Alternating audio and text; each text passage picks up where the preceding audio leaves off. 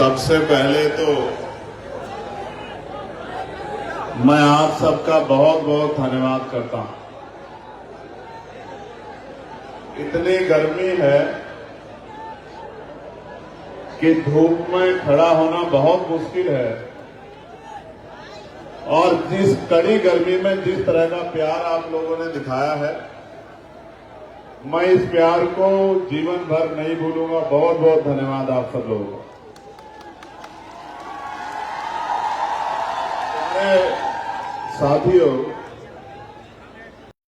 साथियों से आग्रह करूंगा कि अगर वो थोड़ी सी मदद करा देंगे व्यवस्था बनाने में, ये वाली पंक्तियां सामने वाली, तो फिर अच्छा हो जाएगा। क्योंकि जब आप लोग खड़े रहोगे तो जो पीछे वाले हैं वो परेशान बेचैन हो जाएंगे कि हम भाई को कहां से देखें। इसलिए मेरा आपसे आग्रह कि आप कृपया करके बैठ जाएं, जिससे पीछे जो साथी है मैं उनको देख पाऊं और वो मुझे देख पाएं। क्योंकि मैं रोज रोज लखीमपुर खीरी आता नहीं हूं और उनको भी घर चलाने के लिए मेहनत मजदूरी काम धाम करना पड़ता है, तो वो भी बेचारे रोज रोज रैलियों में जा नहीं पाते हैं। इसलिए अगर आप लोग थोड़ी सी व्यवस्था बना दोगे तो फिर बहुत व्यवस्था अच्छी हो जाएगी। प्यारे साथियों, सर्वप्रथम मैं, क्योंकि सम्राट अशोक जी की जयंती के अवसर पर हमने ये कार्यक्रम अपने साथियों के साथ चर्चा करके तय किया था कि हम अपने महापुरुषों की जयंती पर बड़े आयोजन करेंगे। इसी कारण से ये कार्यक्रम लखीमपुर खीरी में रखा गया। सर्वप्रथम मैं सम्राट अशोक जी को, जो एक ऐसे नायक, ऐसे योद्धा, एक ऐसे चक्रवर्ती सम्राट जिनका डंका पूरे एशिया में बजता था, उन सम्राट अशोक जी को अपने प्यारे श्रद्धा के सुमन अर्पित करता। ऐसे तो सभी लोग नहीं आ जाएंगे और उनकी जयंती पे आप सब लोगों को बधाई देता हूं। यहां इस कार्यक्रम को करवा रहे भाई सुनील कुमार चित्तौड़ जी, सौरभ किशोर जी, इमरान खान जी, श्री कृष्ण जाटव जी,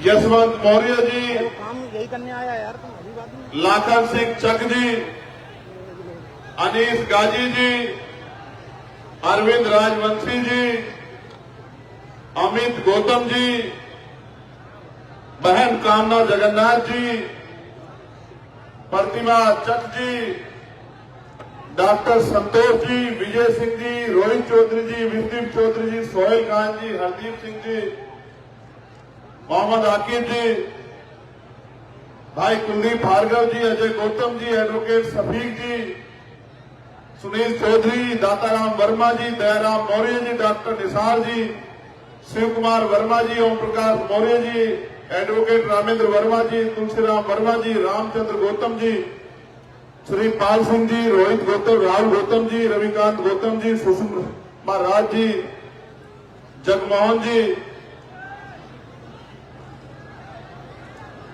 मुझसे पहले अपनी बात को रख रहे रामेश्वर पवन जी, भाई शेरबाज जी,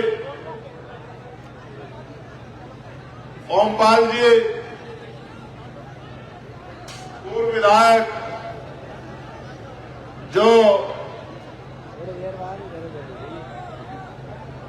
हमसे पहले यहां अपनी बात रख के गए, मैं उनको भी और सबसे ज्यादा बधाई मैं एक एक कार्यकर्ता भीम आर्मी आजाद समाज पार्टी को देना चाहता हूं।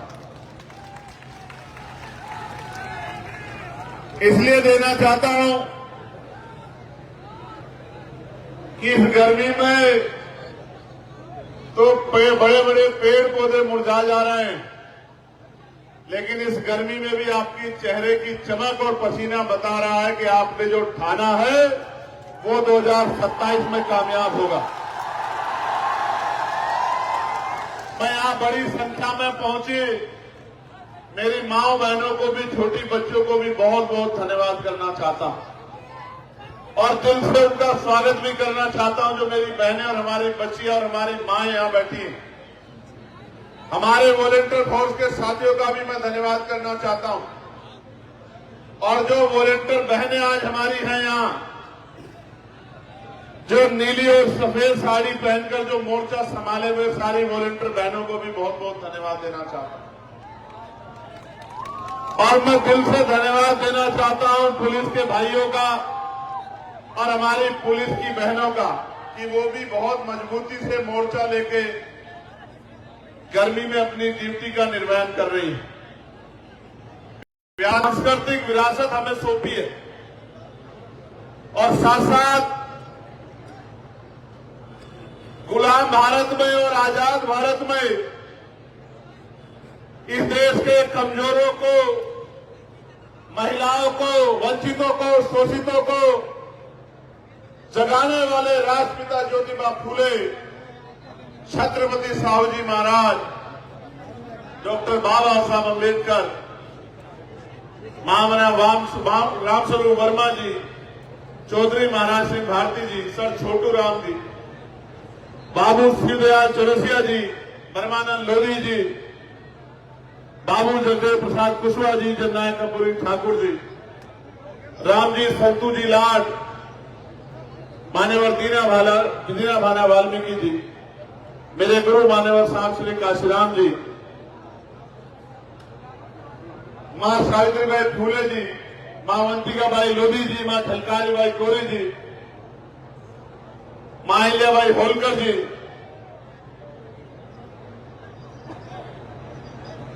उन तमाम वीरांगनाओं को, देश के वीर अमर शहीदों को जिन्होंने देश के लिए बलिदान दिया, उन सबको नमन करता हूं। और नमन इसलिए कर रहा हूं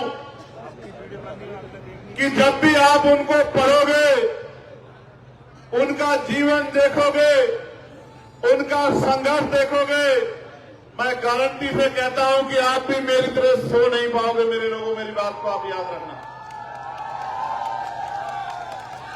मैं उस बच्ची को भी याद करता हूं जो 7 साल की, जिसको कुलदार उठा ले गया, सिमरन को, उसके परिवार के लिए भी अपने श्रद्धा के सुमन अर्पित करता हूं। उस परिवार को उनका दुख बांटने का प्रयास करता हूं। मैं अग्निवीर के रूप में देश की सेवा कर रहे हैं लखीमपुर के लाल इंद्रजीत गुप्ता जी को भी नमन करता हूं, जिन्होंने अभी अभी शहादत दी है। प्यारे साथियों,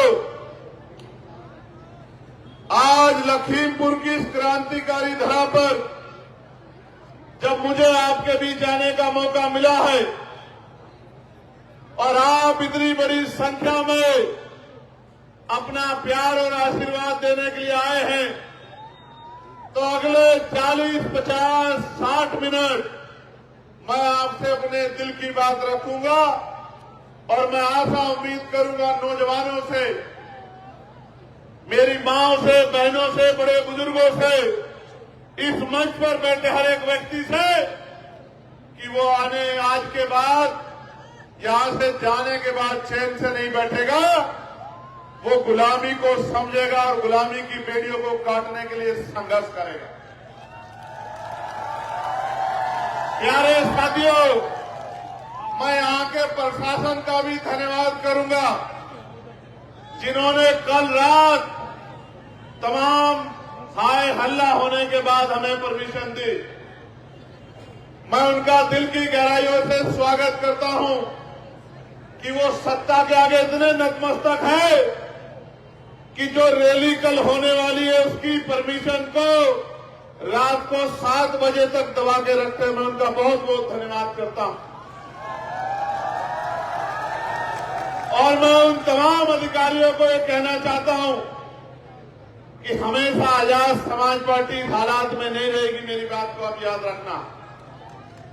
और हमेशा जिनको जो आज आपके दफ्तरों में परमिशन लेके आंख में आंसू लेके घूम रहे हैं कि हमें परमिशन दे दो, परमिशन दे दो, वो भी हमेशा इस हालात में नहीं रहेंगे। एक दिन आएगा कि जब उनकी गाड़ी रुका करेगी तो आप उनके सम्मान में अपने दफ्तर के बाहर खड़े हुआ करोगे। मेरी बात का भी याद रखें।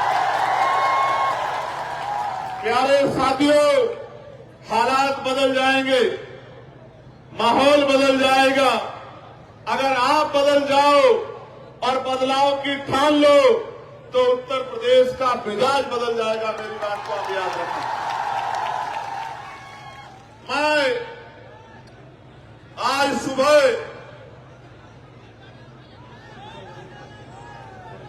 शहीद आजम सरदार भगत सिंह जी से मिला।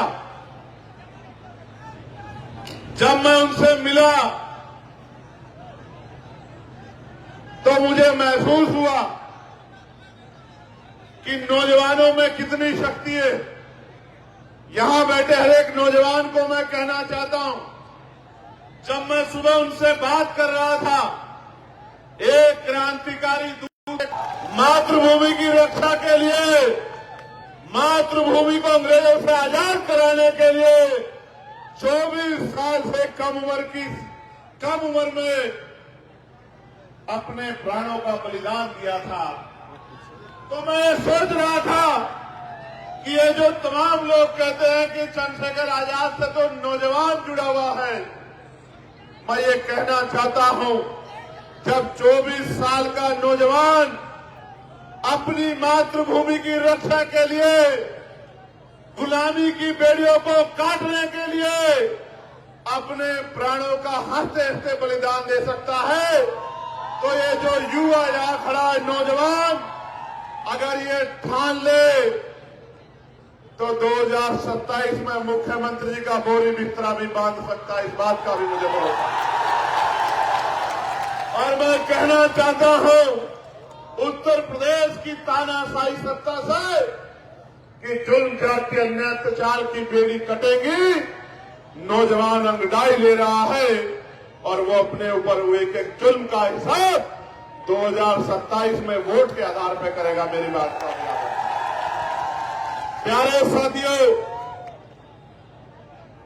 मैं ओम प्रकाश वाल्मीकि जी की इन 2 लाइनों से आज की बात की शुरुआत करूंगा। इन त्रासदियों को अभी न जाने कितनी सदियों तक सहना है। इन त्रासदियों को अभी न जाने कितनी सदियों तक सहना है। हौसला रखिए, वे तुम्हें जीने नहीं देंगे और हम तुम्हें मरने नहीं देंगे। मेरी बात का प्यारे साथियों, जब आप घर से मोटरसाइकिल पे, 4 पहिए की गाड़ी पे, पैदल जब घर से निकले होंगे इस उम्मीद से कि हमें रैली में जाके कार्यक्रम को सफल बनाना है, आपके मन में जो भाव है उन भाव का कोई तोड़ नहीं है, उसकी कोई कीमत नहीं है। अब तो हम पे जिम्मेदारी है कि जो वादा हम आज आपसे करेंगे, मैं गारंटी देके कहता हूं, राजकाज बनने दीजिए। साल भर बाद एक एक बात को चेक कीजिएगा पॉइंट के साथ, जो वादा आपसे करेंगे उसको पूरा करके देंगे। मेरी बात को आप याद रखें। प्यारे साथियों, मैं आज की बात यहां से शुरू करूंगा कि ये देश जब अंग्रेजों के अधीन था, और अंग्रेज वही नहीं होते जिनको आप टीवी में देखते हैं। आज भी अंग्रेजों जैसा व्यवहार इस देश के किसानों, मजदूरों, गरीबों, बच्चों, बच्चियों, तमाम वंचित वर्गों के साथ किया जा रहा है। आपको याद है, मैं लखीमपुर खीरी एक बार पहले भी आया था। याद है नहीं याद है बताओ? कहां आया था? तिगुनिया। कैसे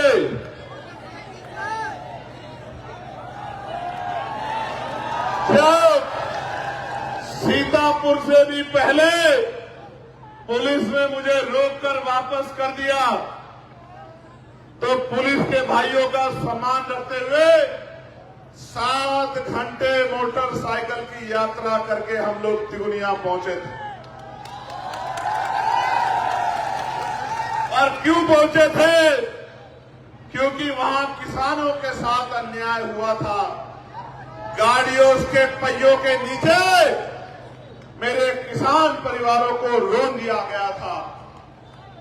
मेरे आज भी याद है, मैं उन शहीद किसानों को भी उनकी शहादत पे नमन करता हूं, जिन किसानों ने बलिदान दिया। वो टायर किसानों के ऊपर नहीं चढ़ा था, वो हर एक किसान मजदूर के घर पे, उसकी फसल पे, उसके सम्मान पे चढ़ा था। प्यारे साथियों, उन किसान भाइयों को न्याय दिलाने के लिए मैं और मेरे साथी 10-12 मोटरसाइकिल लेके 7 घंटे का सफर करके पहुंचे थे। और आपको याद होगा, मैं बधाई देता हूं आपको कि ऐसे गुंडों को आपने उनकी शक्ति छीन के सत्ता से बाहर करने का काम बहुत मजबूती से किया। इसके लिए मैं आपको बधाई देता हूं। लोकतंत्र की शक्ति उनको दिखाई कि अगर कोई गुंडागर्दी करेगा तो दोबारा लोकसभा की चौखट नहीं देख पाएगा। मैं आपको बधाई देता हूं, आपने बहुत मजबूत में किया। प्यारे साथियों, बाबा साहब अम्बेडकर 1930 में बात कहते हैं कि हमारे दुखों को हमारे सिवाय कोई और नहीं मिटा सकता है। हम भी इन्हें तब तक नहीं मिटा सकते जब तक राजनीतिक सत्ता हमारे हाथ में नहीं हो। मेरी बात पे गौर करो।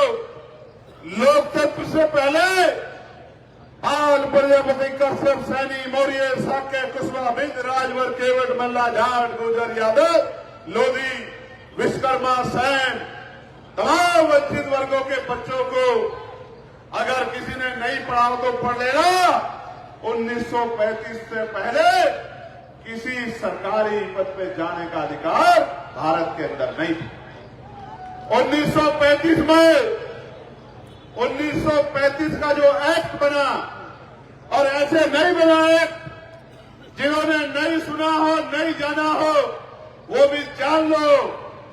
एक कमेरी मां की कोख से जन्म लिया चंद्रशेखर आजाद आज यहां लखीमपुर खीरी में आपको जनवाने आया है कि लोकतंत्र आने के बाद क्या बदलाव हुए मेरे लोग। तो मेरे प्यारे साथियों, 1928 में बाबा साहब अम्बेडकर ने बहिष्कृत हितकारिणी महासभा के बैनर तले मेमोरेंडम दिया कि देश में अछूतों के, शूद्रों के हालात बड़े खराब हैं, अंग्रेजों को हमारे बारे में सोचना चाहिए। उनकी मेमोरेंडम पे साइमन कमीशन भारत आया। नौजवानों को पढ़ना होगा, अगर लड़ना है तो पढ़ना होगा, और अगर जीतना है तो पढ़ के संघर्ष करना पड़ेगा। मेरे नौजवान साथियों, 1929 में साइमन कमीशन ने जो सर्वे किया, 1929 में जो अपनी लड़ाई खुद नहीं लड़ सकता, उसकी लड़ाई कोई नहीं लड़ सकता। लड़ने मरने से अच्छा है लड़ो, लड़ो और तब तक लड़ो तब तक आप क्या तो हार ना जाओ या जीत ना जाओ, तब तक लड़ो। 1930 में साइमन कमीशन ने रिपोर्ट दी और 1930 में ही गोलमेज कॉन्फ्रेंस हुई। पहली गोलमेज कॉन्फ्रेंस में बाबा साहब अम्बेडकर ने कमजोरों के लिए, महिलाओं के लिए, दलितों के लिए, पिछड़ों के लिए अधिकारों के लिए मांग उठाई। और मुझे बड़े तकलीफ के साथ कहना पड़ेगा कि महात्मा गांधी, जिनको देश ने राष्ट्रपिता बाद में माना, महात्मा गांधी उस समय कमजोरों के अधिकारों के खिलाफ खड़े हुए। ये बड़े तकलीफ की बात है, देश नहीं जानता है, लेकिन हमारे महापुरुषों ने जो संघर्ष किया है, उनके द्वारा जो लिखा गया है, उसको पढ़ के हमें जानकारी है कि कौन कहां खड़ा। प्यारे साथियों, 30 में हुई, 31 में हुई, 32 में हुई गोलमेज कॉन्फ्रेंस। 3 गोलमेज कॉन्फ्रेंस के बाद पूना पैक्ट हुआ और 1935 का एक्ट बना। उस एक्ट में पहली बार तय हुआ कि भारत के लोग भी सरकारी सेवा में क्लास 1 यानी कि सिविल सेवा में भागीदारी कर पाएंगे, हिस्सा बन पाएंगे। 1935 में पहली बार। प्यारे साथियों, आजादी मांगने से नहीं मिली, आजादी भीख नहीं है, आजादी करोड़ों लोगों के संघर्ष से जो शक्ति पैदा हुई, उस शक्ति का परिणाम है आजादी। प्यारे साथियों, बाबा साहब अम्बेडकर ने संविधान में हर एक व्यक्ति को, बालिग व्यक्ति को वोट का अधिकार दिलाने का काम किया। 1935 तक इस देश के पैसे वाले, पूंजीपति, व्यापारी, राजशाही परिवार के लोग, जमींदार, बड़े बड़े टैक्स देने वाले, बहुत पढ़े लिखे लोग वोट करते थे, जिनकी सारी संख्या 10% थी देश की आबादी में। कितने परसेंट? जोर से बताओ, कितने परसेंट? 10%, यानी कि 100 लोग अगर थे तो 10 लोग कुर्सी पे बैठते थे और उनका फैसला भी 10% लोग करते थे। 90% लोग ना कुर्सी पे बैठते थे, ना कुर्सी पे बैठने का फैसला करते थे। और मेरी बहनों को जानना चाहिए, पुलिस की बहनें जो आज यहां खड़ी है, उनको भी जानना चाहिए कि उन 10% में एक भी महिला नहीं थी, किसी भी जाति की और किसी भी धर्म, न वोट देने वाली, न चुनाव लड़ने वाली एक भी महिला नहीं थी। SC ST छोड़िए, OBC छोड़िए, अपर कास्ट जिनको तथागत अपर कास्ट कहा जाता है, सामान्य जाति जिनको कहा जाता है, नॉन SC ST OBC जिनको कहा जाता है, उन वर्गों की महिलाएं, मुस्लिम महिलाएं, सिख महिलाएं, जैन महिलाएं भी वोट ना करती थी, ना चुनाव लड़ सकती। ये तो भला हो बाबा साहब अम्बेडकर का कि देश के संविधान में महिलाओं को बराबर के अधिकार दिए और प्रधान से लेकर प्रधानमंत्री व राष्ट्रपति महिलाएं बनी, तो बाबा साहब अम्बेडकर के संविधान की बदौलत बनी। आज अगर दरोगा बनी है, CO बनी है, इंस्पेक्टर बनी है, SSP बनी है, और जहां तक मुझे आइडिया है, इस जिले की SSP शायद कोई बहन है, कोई महिला इस जिले के SSP आई थी, ख्याति गर्ग।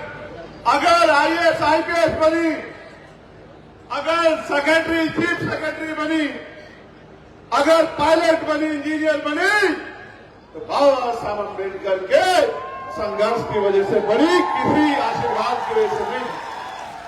तो प्यारे साथियों, ये जो वोट का अधिकार आपको दिलाया था, इसके बारे में आपको बताना चाहता हूं।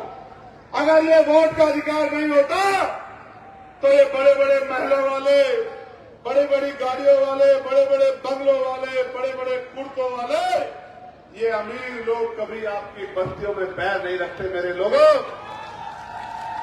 आज तो चुनाव के समय आके ऐसे सर करते हैं, कहते हैं मेरी चाची हो, मेरी ताई हो, मेरी माँ हो, मेरी भाभी हो, मेरी बहन हो, मेरी बेटी हो, और कहते हैं कि हमारे सर पे हाथ रख दो, हम आपकी लड़ाई लड़ेंगे। ये अगर ताकत बनी है, जिन मोहल्लों में जाने के लिए गाड़ी का रास्ता नहीं है मेरे लोगों, जिन मोहल्लों में गंदगी है, नालियां साफ नहीं है, सीवर साफ पानी नहीं बाहर निकल पाता, निकासी की व्यवस्था नहीं है, जहां झोपड़ियां है, जहां टूटे हुए मकान है बिना प्लस्तर के, जहां गरीब माएं आंसू बहा रही है कि कब उनका जीवन बदलेगा, जहां मेरी बहनें इंतजार कर रही है कि उनकी किस्मत कैसे बदलेगी, उन बस्तियों में अगर आज कोई जाता है, कहता है ताऊ जी, चाचा जी, भैया जी, सर पे हाथ रख दो, चाय P low, cold drink P low, अपने घर का खाना खिला दो, नमस्ते करता है, सलाम करता है, ईद मनाने की बात करता है, दिवाली होली मनाने की बात करता है, तो ये इस वजह से करता है कि आपकी उंगली में वो ताकत है, जिसको चाहो कुर्सी पे बिठा दो और जिसको चाहे जमीन पे पटक दो। ये बाबा साहब अम्बेडकर। मेरे लोगों सोच के देखो, अगर ये वोट का अधिकार चला जाए आपसे, जिस गांव में जिसपे वोट नहीं होती, कोई छोटा चुनाव देख लेना प्रधानी का, उसके दरवाजे पे कोई नहीं जाता है। जाता है क्या? बताओ जोर से, जाता है क्या? आपके घर अगर कोई मेहमान आ जाए जिसकी वोट ना हो, क्या उसके भी कोई ऐसे ही पैर पकड़ता है क्या? क्यों नहीं पकड़ता? क्योंकि उस पर वोट। तो ये बाबा साहब अम्बेडकर ने ऐसा हथियार आपको दिया है, ऐसा हथियार दिया है कि ये करोड़ों रुपए से कीमती है मेरे लोगों। 5 किलो राशन पे, चंद पैसों पे, शराब पे भावनात्मक होके अगर आप अपने वोट को किसी को दे देते हो, तो आप अपने लिए खाई खोद लेते हो। वोट दो धारी तलवार है। अपने व्यक्ति को दिया जो आपकी लड़ाई लड़ रहा है, तो उसको ताकत मिलेगी, उसको ताकत मिलेगी, तो वो ताकत आपकी होगी। और गलती से कहीं किसी की बातों में आके किसी गलत आदमी को दे दिया, उसको ताकत मिलेगी, उसको ताकत मिलेगी, तो आपके बच्चों की शिक्षा, चिकित्सा, रोजगार को खत्म करके आपको अपंग बना देगा। मेरी बात को अभी आज जो धर्म के नाम पे वोट दे रहे हो, धर्म के नाम पे बेवकूफ बन रहे हो, जो धर्म के ठेकेदार चुनाव में आके आपको कहते हैं हमें वोट दे दो, 5 साल चुनाव के बाद आपकी बस्तियों में आते हैं क्या? ईमानदार से अपना हाथ उठा के बताओ, आते हैं क्या चुनाव के बाद? चुनाव के बाद आते हैं क्या?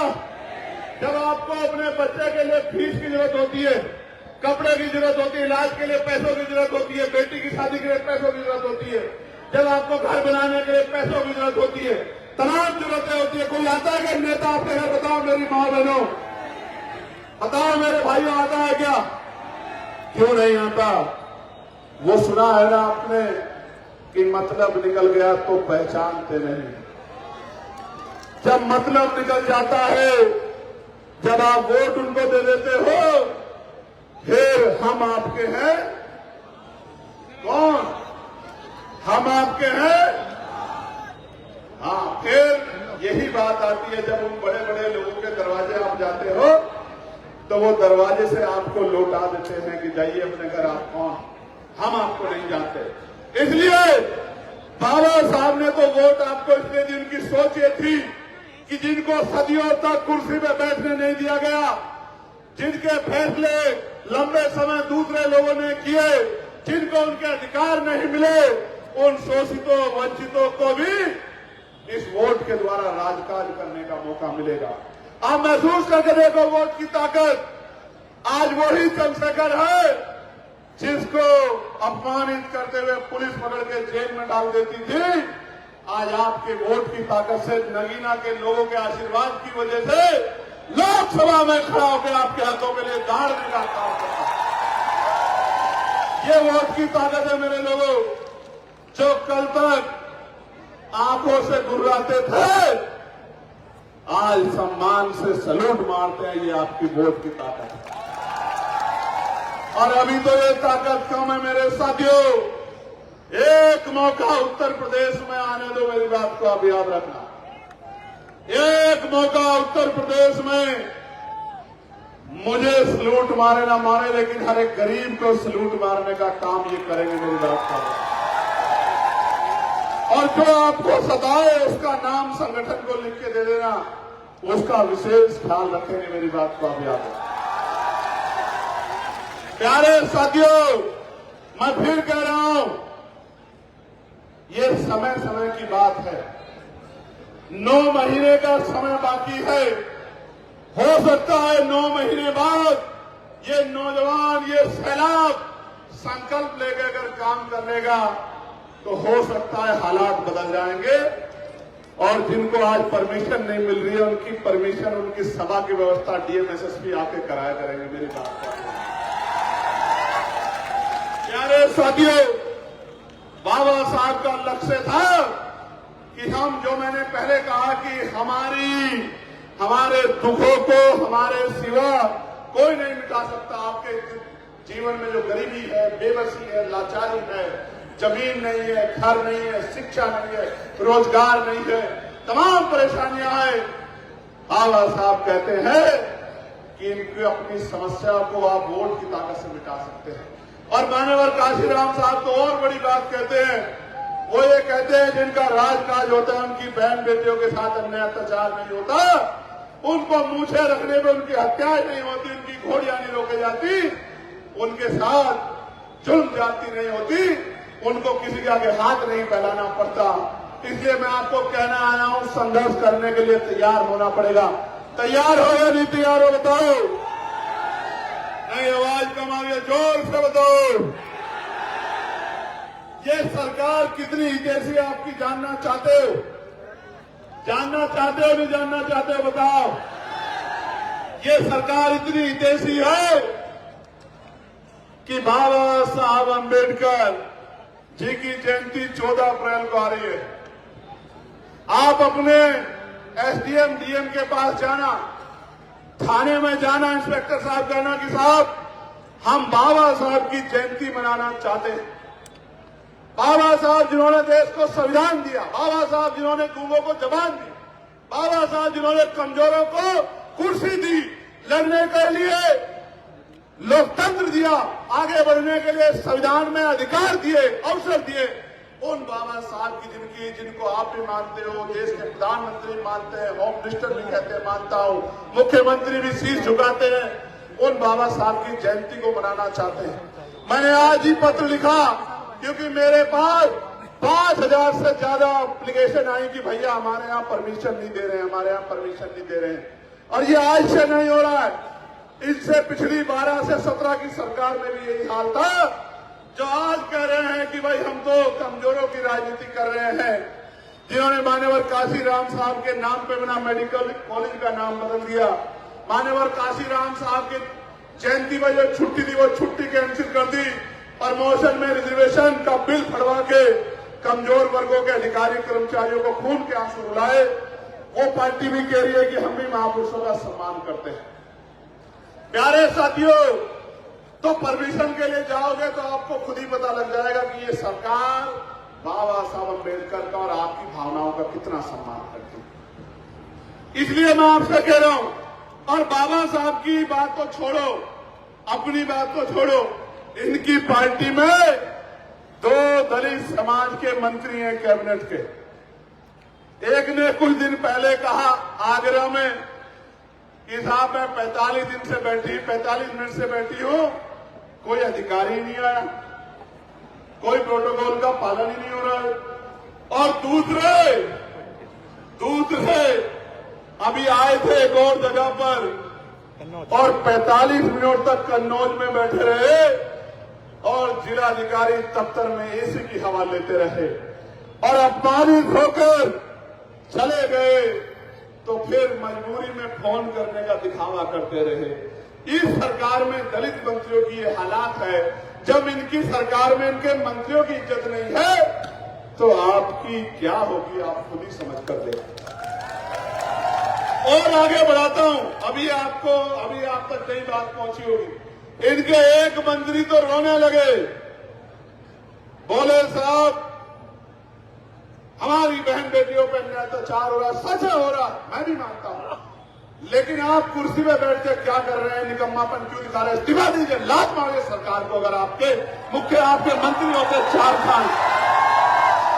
साल से आप मंत्री हैं, और अगर मंत्री रहते बहन बेटियों के पे अत्याचार हो रहा है तो आप क्यों बैठे हैं कुर्सी पे? आपको कुर्सी को लात मारनी चाहिए। इनकी तो आपकी जगह हम होते तो लात ही नहीं मारते, उस कुर्सी पे पेट्रोल डाल के उस कुर्सी को जला देते जिस कुर्सी से अपने लोगों की मदद नहीं करते।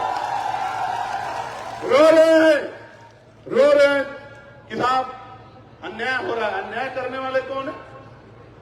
अन्याय करने वाले कौन है? दलित समाज के मंत्रियों के तो हालात है, पिछड़े समाज के मंत्री तो रो रहे हैं।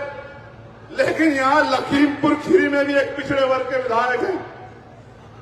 लखीमपुर खीरी में भी इतना बड़ा समाज, पूरे प्रदेश में 40 से ज्यादा विधायक, 10 के करीब सांसद, और थप्पड़ लगा बहुत जोर की। आपने देखा था नहीं देखा था? उनकी गलती नहीं है। मैं दलित पिछड़ों को समझाता हूं, मुसलमानों की बात तो पीछे भी कर दो। मैं दलित पिछड़ों को समझाता हूं कि वोट आपका लेंगे और थप्पड़ भी आपको लगाएंगे। मेरी बात को आप याद रखें। और आज तक शायद कोई कार्रवाई नहीं हो पाई, क्योंकि सरकार के मुख्यमंत्री के सजातीय लोगों का मामला है। तो फिर तो थप्पड़ दलित पिछड़ों को खाना ही पड़ेगा। वोट आपकी लेते हैं, वोट आपकी लेते हैं दलित पिछड़ों की, सरकार अपनी बनाते हैं और उस सरकार में आपके मंत्रियों को और आपके विधायकों को थप्पड़ मार मार के गाल सुजा देने का काम करते। ये है ये सरकार, जिस सरकार को आप कमजोर वर्गों की सरकार इनके कहे पे मानने लग जाते हैं। प्यारे साथियों, इसलिए कह रहा हूं, मुझसे कई लोग कहते हैं कि चंद्रशेखर भाई आप डरते नहीं हो, ये आपकी हत्या कर देंगे, ये आपको साजिश करके झूठा मुकदमा लगा के जेल में डाल देंगे। कई लोग कहते हैं आप रात को आपको फोन करते हो, आप जागे हुए मिलते हो, सोते क्यों नहीं हो? मैं आज आपको एक सच बता देना चाहता हूं। सुनना चाहते हो? जोर से बताओ, सुनना चाहते हो? हाँ सुनो फिर। मैं जब सोता हूं तो 4 से 5 महापुरुष मेरे सपने में आते हैं। जैसे ही मैं सोता हूं, कभी कोई से कभी कोई से, एक गए, आंख लगी, दूसरे आ गए। कभी राष्ट्रपिता ज्योतिबा फूले आते हैं, कभी साहू जी महाराज आते हैं, फिर बाबा साहब अम्बेडकर आते हैं, फिर मान्यवर काशीराम आते हैं, फिर माननीय रामसुख वर्मा आते हैं। और बार बार मुझसे कहते हैं कि जब यहां कमजोर वर्गों के लोग खून के आंसू रो रहे हैं, उनकी बहन बेटियों पर जुल्म जातीय अत्याचार हो रहे हैं, उनका नौजवान तबका बेरोजगारी के मार सह रहा है, थाने कचहरियों में उनकी सुनवाई नहीं हो रही है, तो तुझे कैसे नींद आ जाती है? तू बेहोश हो रहा है। तो फिर मैं एकदम से जाग के खड़ा हो जाता हूं, फिर मैं उठकर बैठ जाता हूं।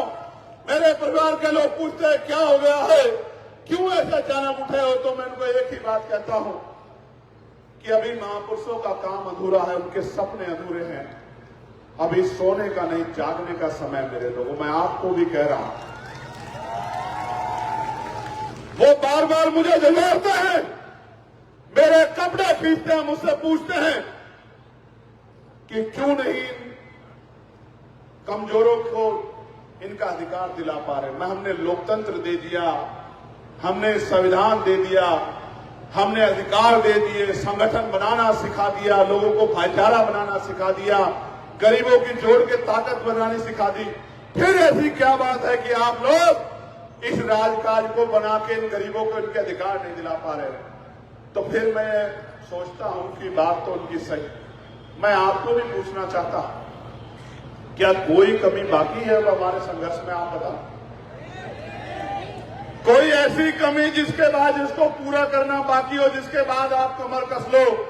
और जिस तरह 8 घंटे पेट पालने के लिए संघर्ष करते हो, तो 1 घंटा अगर आप दिन का निकाल के भाईचारा बनाने के लिए लोगों को जगाने का काम करते हो, मैं गारंटी से कहता हूं कि 2027 में ही बदलाव हो जाएगा और नीले पटके वाला आजाद समाज पार्टी का कोई ना कोई कार्यकर्ता 5 कालिदास मार्ग में बैठेगा। मेरी बात को आप याद रखें।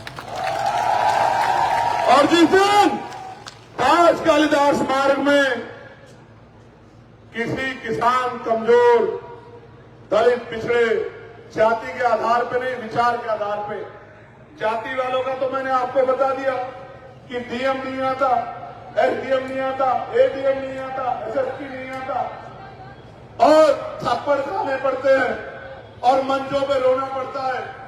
जो बाबा साहब फूले साहू पेरियार काशीराम साहब के विचार को मानने वाला हो, जब ऐसा आदमी, ऐसा आपका बेटा, आपका भाई, आपकी बेटी जब 5 कालिदास मार्ग में बैठेगी या बैठेगा, तो मेरी बात को याद रखना, आपको किसी दफ्तर के बाहर जाके लाइन नहीं लगानी पड़ेगी। मेरे लोगों को याद रखना, जिस काम के लिए आज दफ्तरों के बाहर लाइन लगाते हो, वो काम करने के लिए अधिकारी आपके मोहल्ले में आके टेबल कुर्सी लगा के आपका काम किया करेंगे। मेरी बात को आप याद रखना, ये चंद्रशेखर आजाद का वचन है आपको, ये वचन है चंद्रशेखर आजाद का आपको। जिन अधिकारियों के दफ्तरों में आज इस सरकार में आप पूरे दिन कागज लेके बैठे रहते हो और कोई सुनने वाला नहीं होता, और अधिकारी बड़ा आदमी आता है, सीधा अंदर जाता है, मिलके चला जाता है, और जब अधिकारी कमरे से बाहर निकलता है तो घूरते हुए पता नहीं कहां से आते गरीब लोग। आज जिनको इस तरह का जुल्म सहना पड़ रहा है, जब कागज लेके यहाँ खड़े और वहां से रो के कह रहे हैं कि हमें बचा लो बचा लो, मैं उन सब गरीबों को कहना चाहता हूं, अगर आपने काम किया, नौजवानों याद करो, मैंने बताया ना, शहीद आजम सरदार भगत सिंह 24 साल के भी नहीं थे, करतार सिंह सराभा 19 साल के थे। मैं आपको कहना चाहता हूं, अगर आपने अपनी शक्ति को पहचान लिया और मेरी बात पे पहरा देके आपने काम किया, भाईचारा बनाया, एक वोट को तैयार किया, संगठित करके आजाद समाज पार्टी का बटन दबाया, तो मैं आपको कहना चाहता हूं कि किसी गरीब को किसी अधिकारी के दफ्तर के बाहर बैठकर इंतजार नहीं करना पड़ेगा। जब वो गरीब, हालांकि समस्याओं का हल तो योजनाओं से हो ही जाएगा, लेकिन कहीं कोई घटना होगी तो उस जिले के अधिकारी चैन से नहीं सोएंगे, वो भी उसी हालात में रहेंगे जिस हालात में गरीब परिवार हमारे रहते हैं। मेरी बात को आप याद रखें। प्यारे साथियों, यहां गुलदार की बड़ी समस्या है या नहीं है बताओ? मेरे यहां पर भी उधर नगीना में है, आपने देखा होगा 4-5 दिन पहले मैंने इस मामले को उठाया, और मैं आपको बताना चाहता हूं सरकार किस तरह हमसे भेदभाव करती है। गौर से सुनो, इन बड़ी गाड़ियों वालों को गुलदार कुछ नहीं कहता, नहीं कहता ना। आपने सुना भेड़िए ने, गुलदार ने किसी गाड़ी वाले को पकड़ लिया? नहीं पकड़ता ना।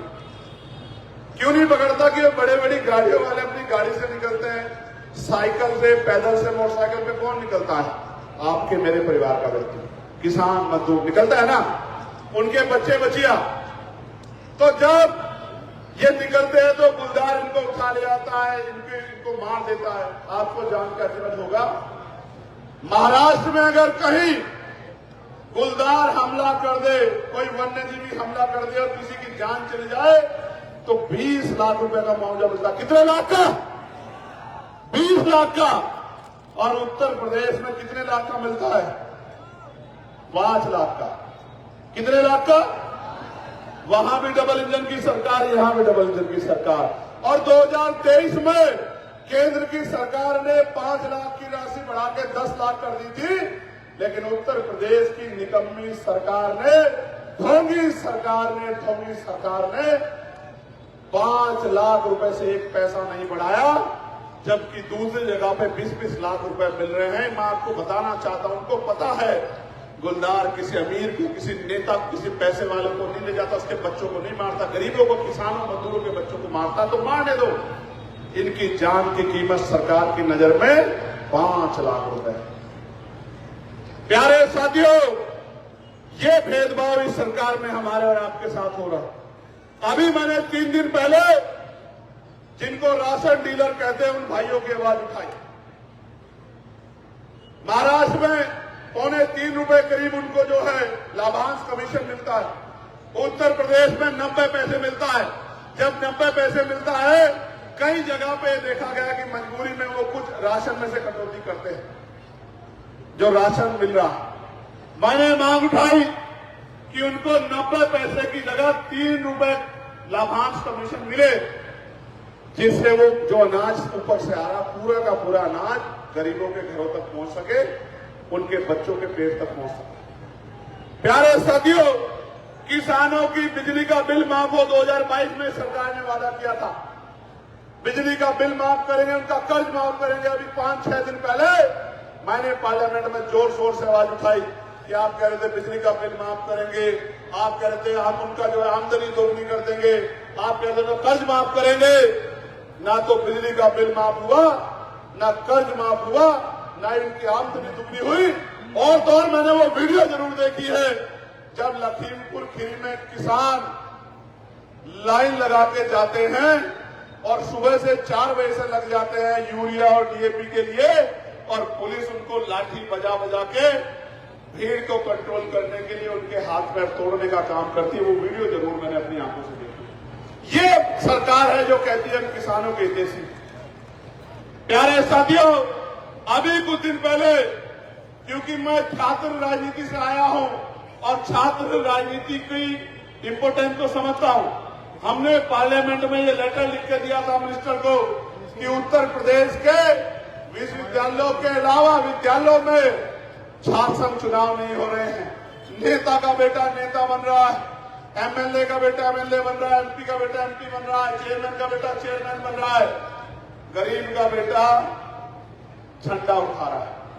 हमने कहा कि छात्र चुनाव बहाल होने चाहिए, जो गरीब प्रतिभाएं ग्रामीण क्षेत्रों की वो विद्यालय से सीख के आएंगी, और जब सीख के आएंगी तो एमपी एमएलए बन के चेयरमैन बन के अपने लोगों को अपने क्षेत्र के हालात को बदलने का काम करेंगे। और मैं आपको विश्वास दिलाता हूं, हमारी पार्टी पढ़े लिखे नौजवानों को, चाहे वो गरीब परिवारों के क्यों ना हो, उन तमाम नौजवानों को मौका देगी जिनके अंदर लड़ने की क्षमता है।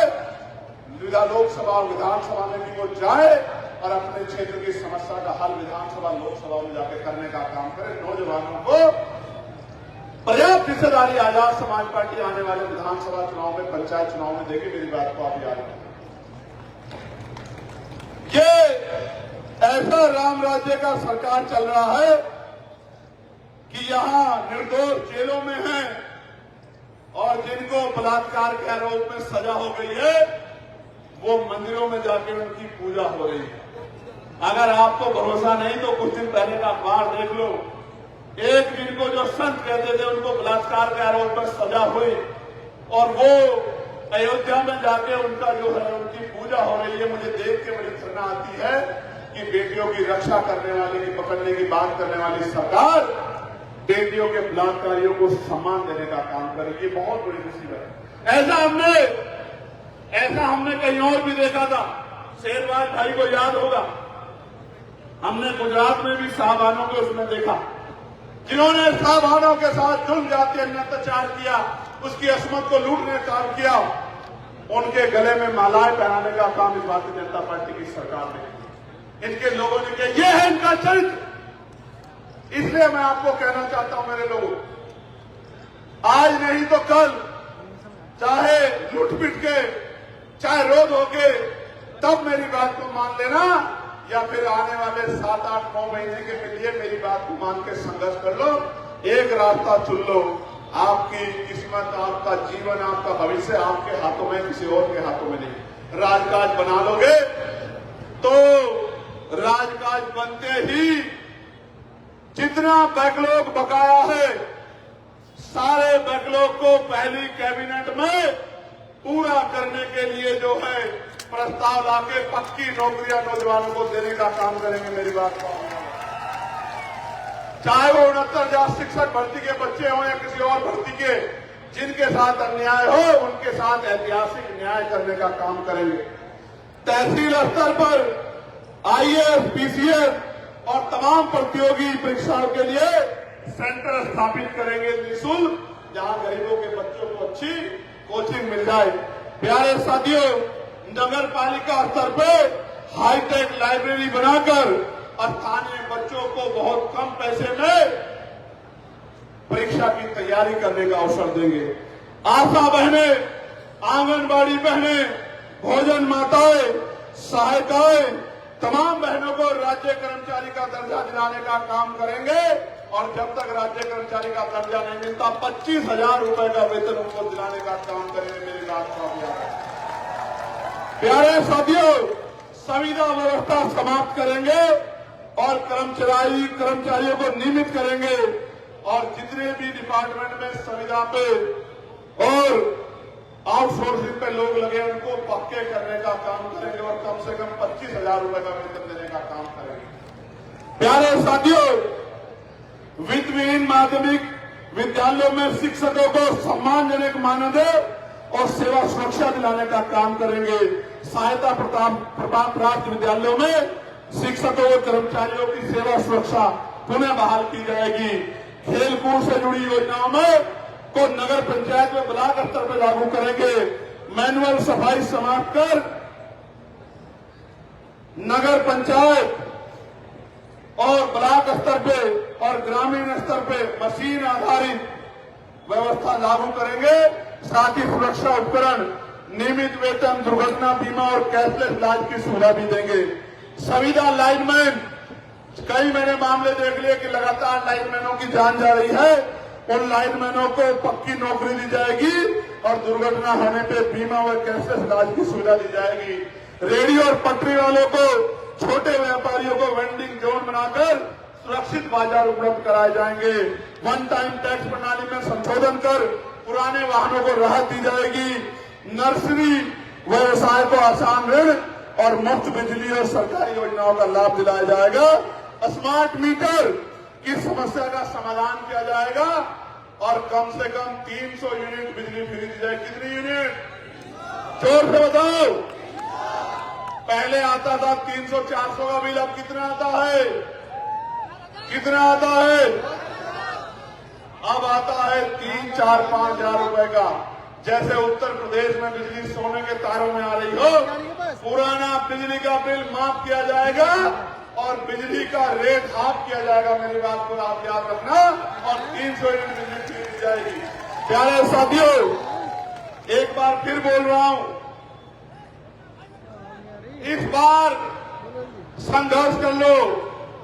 इस बार संघर्ष कर लो तो अगले साल जब बाबा साहब अम्बेडकर की जयंती आएगी, आपके मसीहा की जयंती आएगी, तो बहुत सम्मान से परमिशन के लिए कहीं भटकना नहीं पड़ेगा। बहुत सम्मान से मनाने का मौका मिलेगा अगर आपने अब आने वाले 9 महीने संघर्ष कर लिया।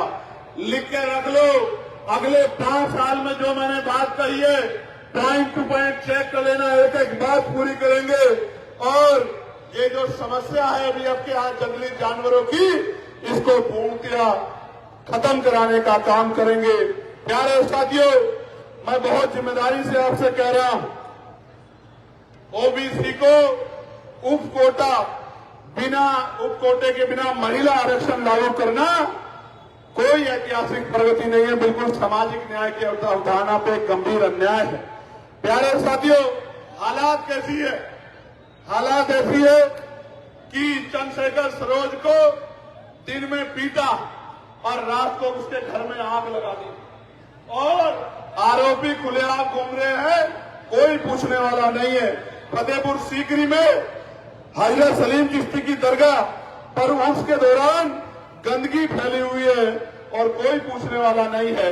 शाहजहांपुर जिले में पुआया थाने में हमारे पाल समाज के बुजुर्ग को जातिवादियों द्वारा अमानवीय व्यवहार करके मुर्गा बना के अपमानित किया गया। और पीलीभीत में मूसेपुर पंचायत में जयसिंह जो वृद्ध गौरक्षण केंद्र में 2 दिन तक पशुओं के साथ तड़पा कर मार दिया गया। कोई कहने वाला नहीं है।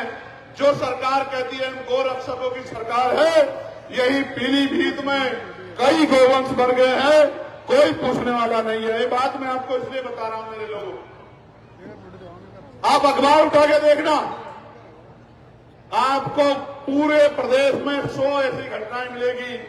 यहां मार दिया, यहां जला दिया, यहां सता दिया, यहां रेप हो गया, हत्या होगी। इस सरकार में कोई गरीब, दलित, पिछड़ा, मुसलमान आराम से नहीं जी पा रहा।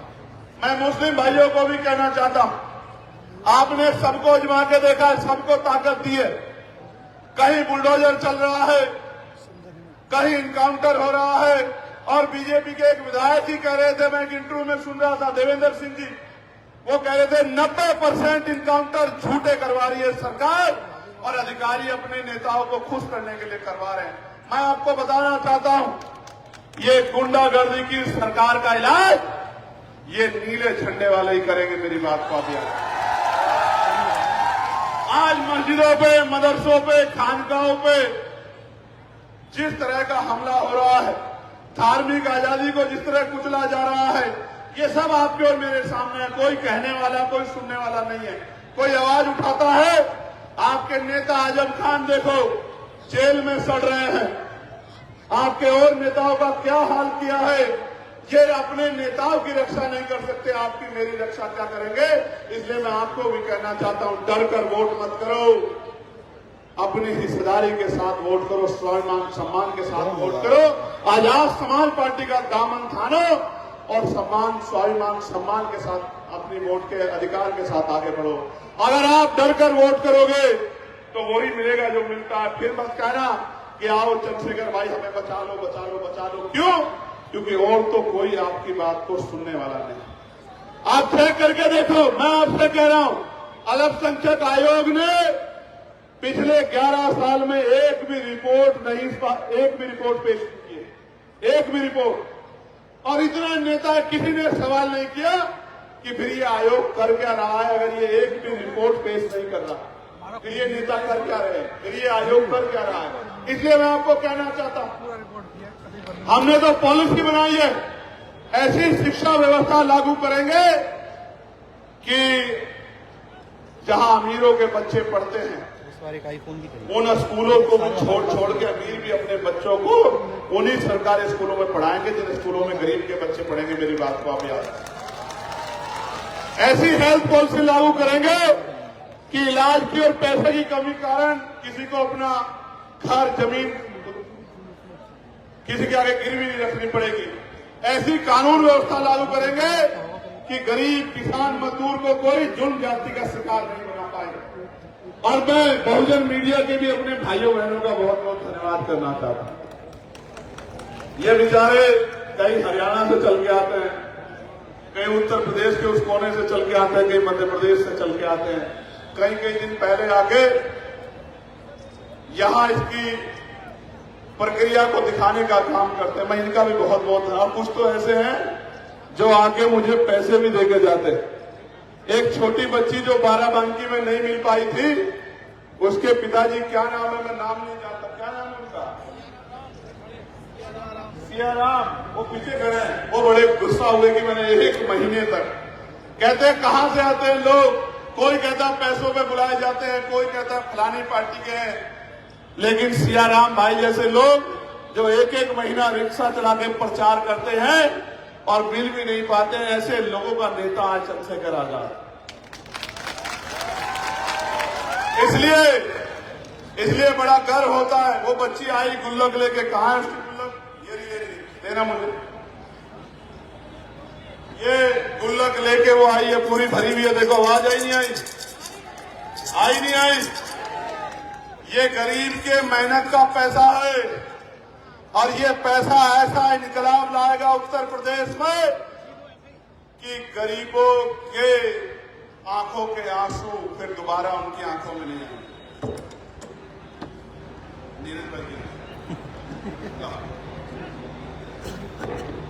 ये एक मां है जो ये पैसे लेके आई। नोट की मोटाई इतनी बढ़ गई है कि वजन तोलोगे तो कई नोट के बराबर होगा। ये पसीना है गरीबों का, मजदूरों का पसीना। ये पैसा ऐसे नहीं आया। ये वो 50 का नोट है जो आजकल मार्केट में कम दिखता है। देखो रीज बाबू, देखो विशाल, निरंजन, देखो जो नहीं दिखता, ये मेरी मां ने उठा के रखा है। मेरे पास शब्द नहीं है। एक मेरा छोटा भाई देना, ये अंशुल है इसका नाम, वो पेंटिंग रखी है। ये कल इसने बनाई अपने खून से पेंटिंग।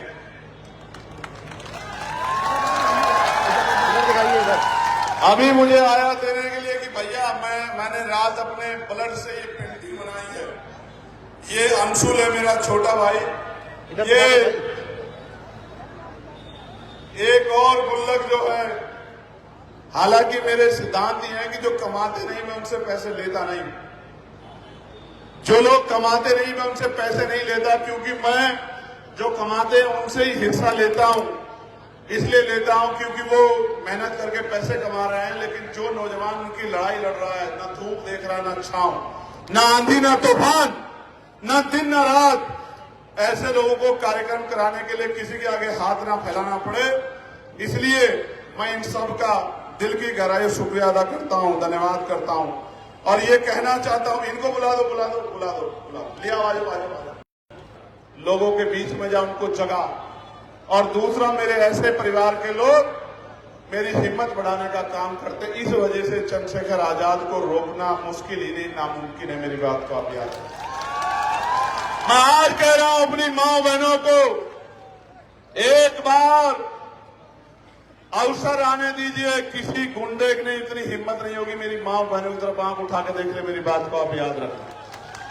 और हवा में नहीं कह रहा हूं, 1 साल बाद रजिस्टर चेक करा लेना। अगर किसी थाने में किसी बहन बेटी के साथ अन्याय की एप्लीकेशन आ गई और एप्लीकेशन जिसके खिलाफ आई, अगर वो रात को अपने पैरों पे अपने घर में सो गया, तो मैं मानूंगा कि चंद्रशेखर आजाद ने आपसे झूठ बोला, धोखा दिया आपको। मेरी बात को आप याद, सारे काम हो सकते हैं अगर इस खाकी को खुली छूट दी जाए, गुंडागर्दी को खत्म करने की, गुंडों को सबक सिखाने की। मैं गारंटी से कहता हूं, मुझे अपनी खाकी पे इतना गर्व है।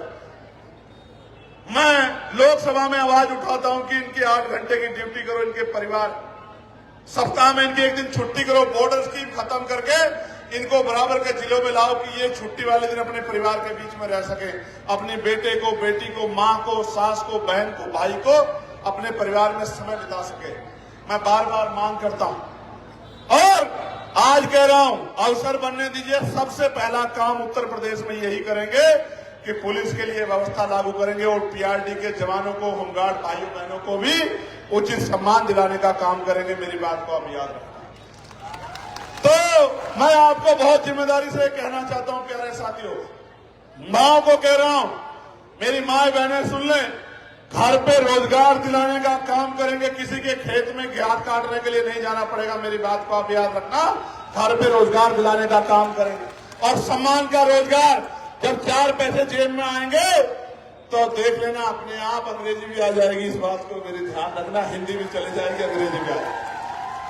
और जो नए स्कूल बनाएंगे उनमें पढ़ाई अंग्रेजी में कराएंगे। अंग्रेजी मीडियम का मुकाबला सरकारी स्कूलों से कराएंगे। मेरी बात को आप याद रखना।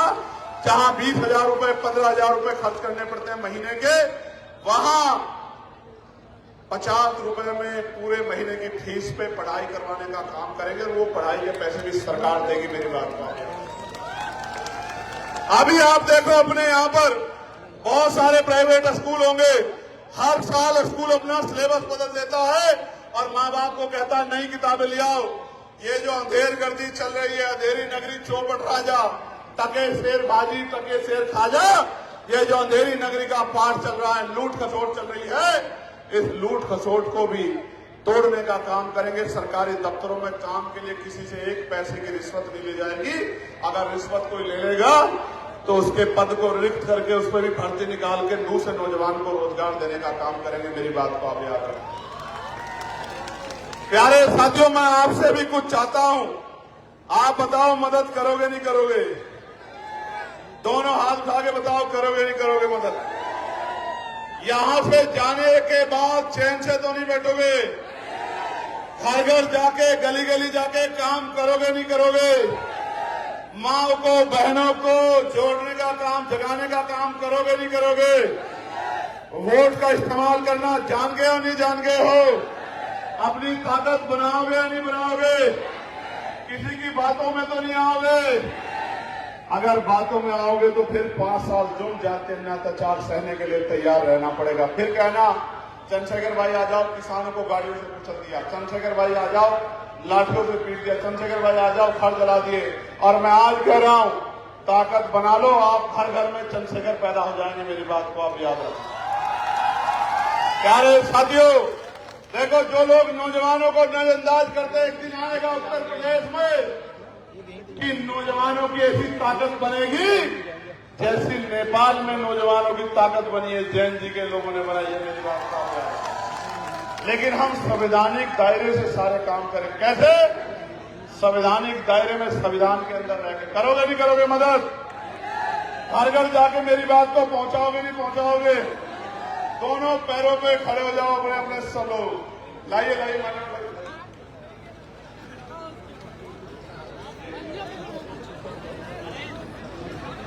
आपका नाम क्या? सुंदरलाल जी। इनका नाम भी सुंदर नहीं है, ये भी बहुत सुंदर है दिल के।